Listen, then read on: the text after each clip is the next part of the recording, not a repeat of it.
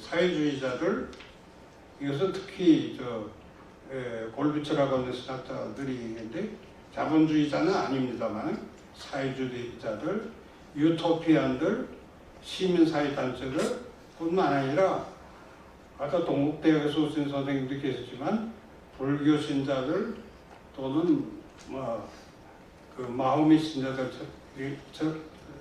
등 가운데서 이런 꿈을 가지고 있는 사람들하고 다 같이 합해서 일해야 된다.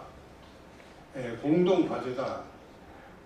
그러나 하나님 나라는 완성된 것이지만 것이 아니고 지금 시작되었으며 완성 단계를 향해서 나아가고 있다. 어떻게 주라고 주인이라고 노예 입장에서 부르는 주란 말을 바꿔서 뭐야? 아버지? 아버지. 그냥 아버지라는 말도 가부장적인 그런 색이 많아서 그것도 바꿔야 돼요. 난 뭘 바꾸자는 줄 아세요? 어머니. 어머니. 그래서 난 이 말을 세계에 다 수출했습니다. 어머니 하나님이라면 아버지가 좀 서운하지 않겠어요? 근데 다행히 우리말에는 아버지와 어머니를 합한 합성어가 있습니다. 그건 뭐겠어요? 아버지와 어머니입니다. 정체를 몰랐기 때문에 유신이라는 걸 예상도 못. 내가 이제 미국에서 오래 있다가 왔었기 때문에 그 인맥을 잘 몰라요. 그런데 박정희가 자꾸 그 통일을 얘기하는 바람에 7400 공명하고 그 때문에 내가 혼선이 왔어요. 72년도 7400 성명. 혼선이 와서 네. 그 이제 아직 박정희에 대한 평가를 내가 제대로 할 수가 없을 때예요. 그러니까 어쨌든 박정희는 제쳐놓고 나는 이제 나대로 이제 통일 문제를 이제 내가 본격적으로 취급해야 되겠다. 네, 하나님의 것이 다 하나님의 전부 다 우리의 것이 된다는 겁니다. 예, 근데 오늘 하나님의 것을 우리가 아는 데까지만 생각해 보더라도 하나님은 이 우주를 만들지 않았습니까? 우주 밖에 우주가 또 있을 수 있다는 거예요. 우주 밖에 또 다른 우주가 또 있을 수도 있다는 겁니다만은 하여간 오늘 하나님께서 큰 우주를 만드는데 과학자들이 말하면 138억 년 전에 이 우주를 만들었는데 이 우주 속에 이 얼마나 큽니까? 이 우주의 크기가 이 빅뱅의 대열로 생각해서 볼 때 여기서부터 끝까지 가는데 얼마나 지금 변두리까지 우주는 차근차근 커지고 있는데 변두리까지 가는데 138억 년이 걸린다는 겁니다. 네, 하나님의 것이 다 하나님께서 전부 다 우리의 것이 된다는 겁니다. 예, 근데 오늘 하나님의 것을 우리가 아는 데까지만 생각해 보더라도 하나님은 이 우주를 만들지 않았습니까? 우주 밖에 우주가 또 있을 수 있다는 거예요. 우주 밖에 또 다른 우주가 또 있을 수도 있다는 겁니다만은 하여간 오늘 하나님께서 큰 우주를 만드는데 과학자들이 말하면 138억 년 전에 이 우주를 만들었는데 이 우주 속에 이 얼마나 큽니까? 이 우주의 크기가 이 빅뱅의 대열로 생각해서 볼 때 여기서부터 끝까지 가는데 얼마나 지금 변두리까지 우주는 차근차근 커지고 있는데 변두리까지 가는데 138억 년이 걸린다는 겁니다.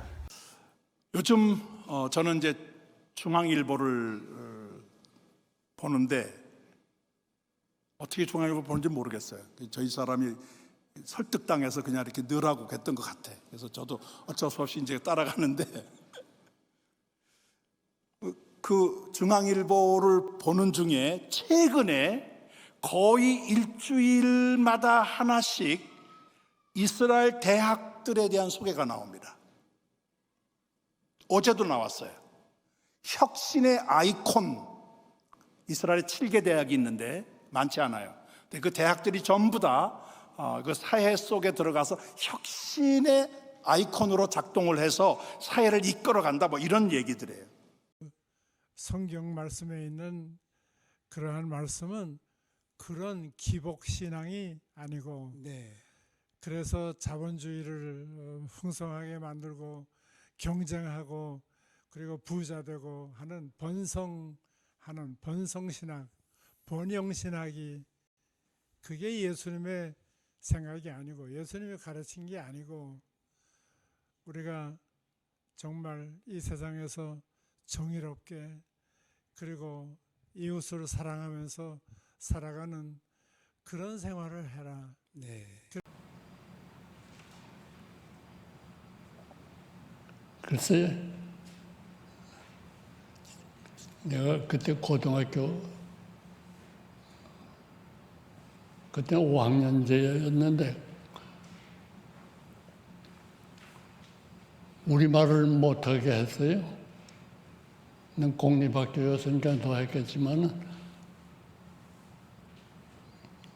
우리말을 못하게 하고 일본말로 해야만 되고 교내에서 그땐 조선어라고 그랬는데 우리말 하다 걸리면 벌을 썼어요. 이때부터 서서히 젊은이 지식인들이 교회를 빠져나가기 시작합니다. 이것이 정확하게 1960년대에서부터 70년, 10년 사이예요. 제가 정확하게 그 기간에 미국에 살았어요.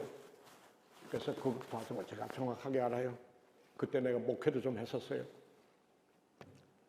한국교회에 아까 말씀드린 대로 1985년 선교 100주년 기념을 요란스럽게 여의도에서 하고 난 다음인데 그때부터 물론 그 다음부터 이제 여인은 있었죠. 민주화, 소위 김영삼, 김대중 대통령으로 이어지면서부터 복잡한 얘기입니다만은 교회 안에 피란 나왔던 사람들이 밖으로 나가기 시작하는 거예요.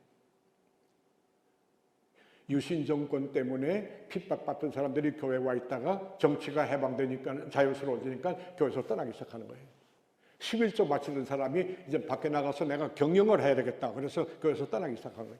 젊은 사람들 IT 산업이 시작이 됐어요. 그때부터 컴퓨터가.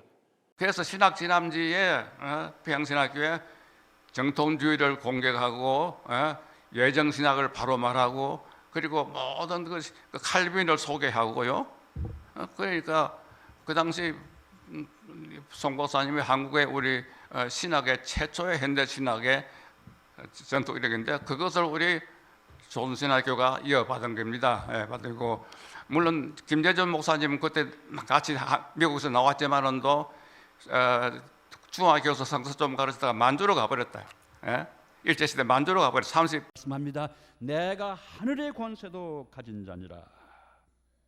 사랑하는 교회 여러분, 보다 힘써서 해외 선교, 교회를 통한 모든 사회봉사, 특별히 학원 복음 힘쓰는 여러분들 되시기를 기원합니다. 그러기에 사도 바울은 이런 부활의 신앙이 있었기에 부활을 설명하는 고린도전서 15장 마지막 절 58절에서 이와 같이 말합니다.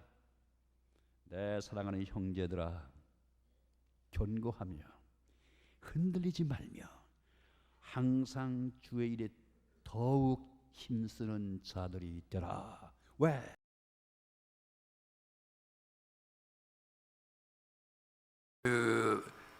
우리 신학의 광맥의 큰 광맥은 칼 바르트인데, 스위스의 칼 바르트인데, 칼 바르트 보면은 이제 슐라이마하보다는 그 블룸하르트 부자에서 모티베이션을 받아서 나는 그 블룸하르트 부자를 그러니까 현대 신학이 아니라 현대 신앙이라고 하는 표현을 했는데, 블룸하르트도 조하네스 그 블룸하르트 아버지 블룸하르트가 있고 크리스토 블룸하르트는 아들 블룸하르트가 있는데 이 그 칼 바르트 계보의 요 사람들은 전부 블룸하르트에게서 영향을 받아서 그 신학의 살을 찌운 것이지. 그러니까 계몽주의 논리가 아니고 좀 더 신학의 살을 찌우는 그 살 찌우는 요소의 영양분을 이제 블룸하르트에게서 받았는데.